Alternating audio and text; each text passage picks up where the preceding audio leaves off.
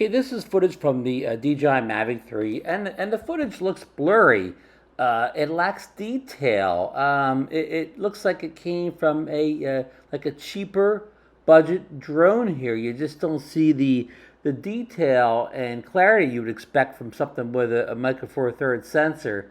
And it's kind of puzzling why it looks so blurry here. You know, it really does, but bam!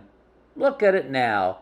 Look at the words on the Margate sign here. Look at the detail on the houses and the roads and stuff in the distance. You know what the magic fix was?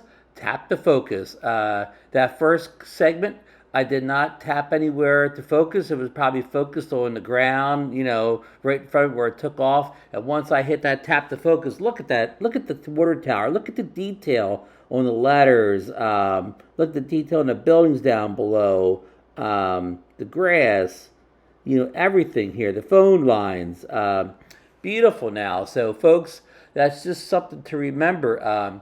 You always need to tap the focus, the Mavic 3, because if it grabs the focus of something else besides, you know, what's in the distance, it'll stick with it. Look at the detail on the water tower there, on the sign, and even the distance. Here's a place called Mitty Creek. And you know, you can see the detail, the reflections off the water, even the ripples in the water now, all because I remembered to tap the focus.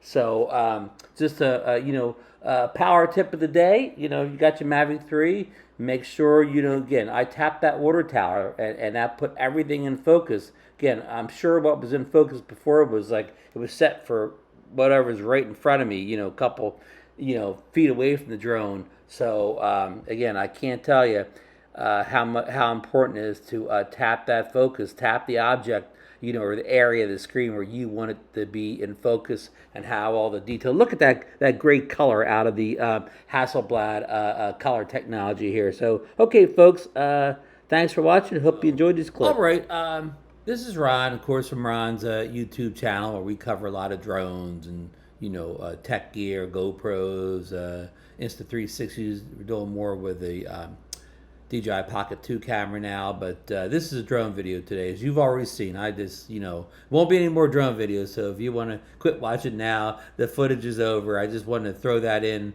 You know, it didn't really need a setup. You know, it didn't need me to come in and set it up, whatever. It got, video just spoke for itself. So if you fly the Mavic 3 and you do not know about the tap to focus, it's very important. I mean, you could get lucky and you could just take your drone off and it could, you know, lock in to whatever you consider the point of interest of your, I hate to use point of interest term because that's another technique the drone has, but you know, whatever you think is the main center point of what your scene is going to be, it may just by luck lock on that and give you a perfectly good focus. But again, lots of times we take off from the ground. My drone obviously locked the focus on something on the ground that was right in front of it, so when it was up there, you know, everything in the distance was out of focus.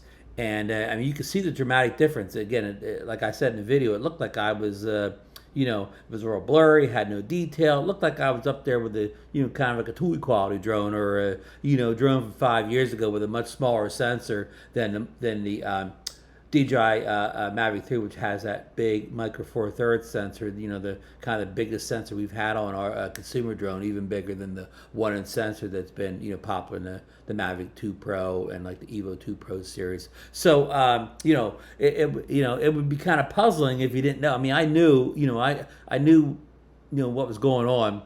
And as you know, as soon as I saw it, I saw, oh, this would be a good example to show people. So I let it run for a few minutes, and then I tapped that water tower, which was where I was going to go to and fly around, and tapped it when I got there. And you could see how everything came into detail, the lettering. You could see all the dirt on the water tower. The town probably doesn't want me to post that video, you know. But and beyond that, you know, even when I faced the water tower, it still kept the focus right. All that, you know, stuff in the distance, like the mini creek and the green grass down there and the bay in the distance, all stayed in, you know, proper focus. So, you know, it did all simple tap you on the screen. Just make sure, you know, you tap on something again. You want to be in focus, and you're probably good, you know, for the rest of you, unless you, you know, bring it to the ground or something like that, and you want to get something closer.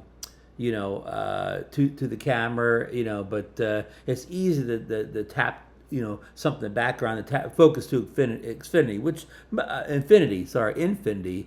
That's where most of us droners want to focus to infinity, where this, as the beginning, was not focused to infinity. So just a handy little power user tip there, whatever. And it's kind of important because I see a lot of people, on Facebook and YouTube, a lot of people flying, smaller mini drones, and they say that the mini drones are better than the Mavic 3. The Mavic 3 video has no definition and it's soft and whatever. Well, maybe because if they have the drone, they aren't tapping focus. They're watching videos from people that don't tap the focus. So yeah, of course it's going to look bad if you don't focus it. And like I say, with any camera, it's getting a good photo or a good video out of any drone, any camera, and a drone is a camera.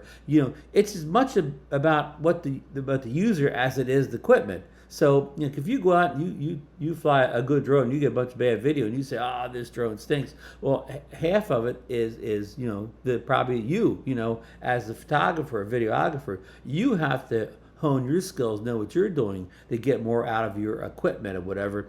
And the more kind of expensive the equipment is, and the more options and buttons and settings and so on, probably the more it takes to get a good image out of that. Where a simpler drone like an affordable mini drone, it probably doesn't have much beyond just hitting the auto button and going. So you kind of always get a good shot. So remember, when you step up to in this case, a camera with a lot more, bells and whistles in it, you have to learn to use those bells and whistles to get the most out of a video. So again, I hope this is helpful to somebody. If it was, subscribe to the channel, or ring the bell notification button, give me that thumbs up, and if you'd be so kind, also hit the thanks button where you can contribute a little something to the channel, so I can go out and get more stuff to go out and review, more accessories like hard cases and ND filters and propeller holder straps.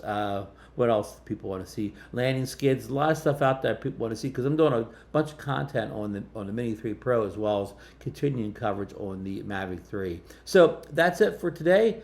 Again, I hope you enjoyed it, and get out there and and fly safe, folks. We'll see you in the next one.